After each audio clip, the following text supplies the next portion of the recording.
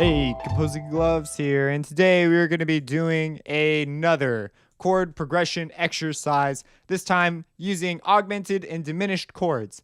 Remember from the previous exercise video that you get this diminished symbol, just a quick recap, from the general, and then you go to chord progressions and change it to jazz and hit apply. And when you type a lowercase o, you'll get the diminished symbol. So just so you remember where that comes from. So what we're going to be doing is we're going to be making another chord progression. Just pick chords, stay in a key, meaning be diatonic only. And so whatever chord scale you pick, you're going to do the parallel of that. So if you start in a D minor, you're going to write the same chord progression, only you're going to make it conform to the D major. Or in my example, I'm in C major and I go to C minor and I make it conform. So it's the same chord progression.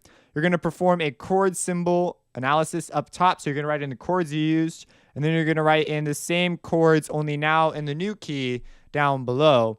And you could see like, oh, before our D, our 2 chord, was a minor chord, and now it's a diminished chord. So there's that. And something I haven't said, but when we're writing diminished chords and things, our Roman numerals are lowercase. So they're lowercase here. So let me really quick just play it for you. So this is the chord progression I settled on in C major, and please use the diminished, or well, in this case, there's going to be no augmented chords, but use the diminished chords that naturally happen in the diatonic scale. And well, in a diatonic major scale.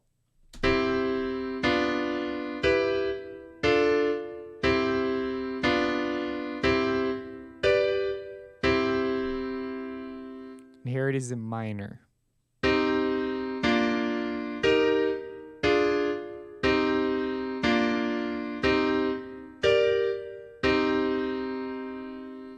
So you see, it sounds pretty different. This is going to help you see sort of some different combos, because a lot of things people do is they'll give people these chord progression charts in music and harmony, but they don't do any exercises like this. So they have no idea what's going to do what, or what they like, or what combinations sound cool. And so they just sort of throw things together according to this chart. It's stupid. It's like not creative at all. They're just following this chart. I don't know. I think it's kind of lame. But people who compose regularly, they see this chart and it's like an answer key in some ways to like, oh yeah, oh man, I didn't know that these combos could work like this. And you also happen to know about some other combos, you get really creative. So we have our progression up top and we just analyze it. We know that the 7 is going to be B7. You cannot do the circle thing. I mean, you can if you hit Z and go to that palette and grab the ring or whatever.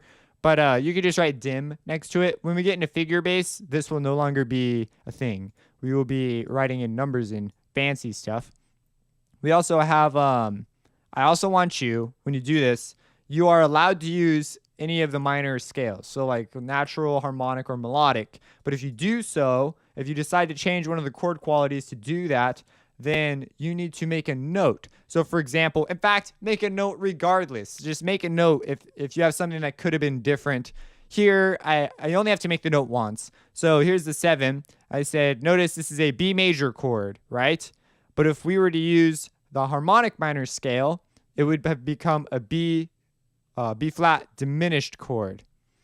So, or it just would have been a B diminished chord because it would be a B natural. So that's what would have happened there if we'd done it. And then I also point out the relative major chord. And the reason I point this one out, and I would like you to point it out if you use it, is because it's a key point in a lot of minor progressions. So it's just really worth like saying, hey, here's the 3. Like that's the relative major. And we just came from, now that's the relative major to C minor. So yeah, so this thing, we could easily get to E flat major if we so desired. So that's one way of going from key to key, is moving through relative scales. See, it just pulls to that. You'll use the 3 a lot more, whereas in the major chord progressions, you use the 3 a lot less. But again, that's stuff that's sort of on that chart, and you'll begin to notice these things. You'll be like, hey, these are like kind of things, and there's actually reasons why these things are things if you begin to look at the notes. But we're still building chords so that we can even do that. But anyways, that is the exercise. If you have any questions about this, let me know. This example will be included in the workbook, which I'll have a description link down below. And have a blessed day.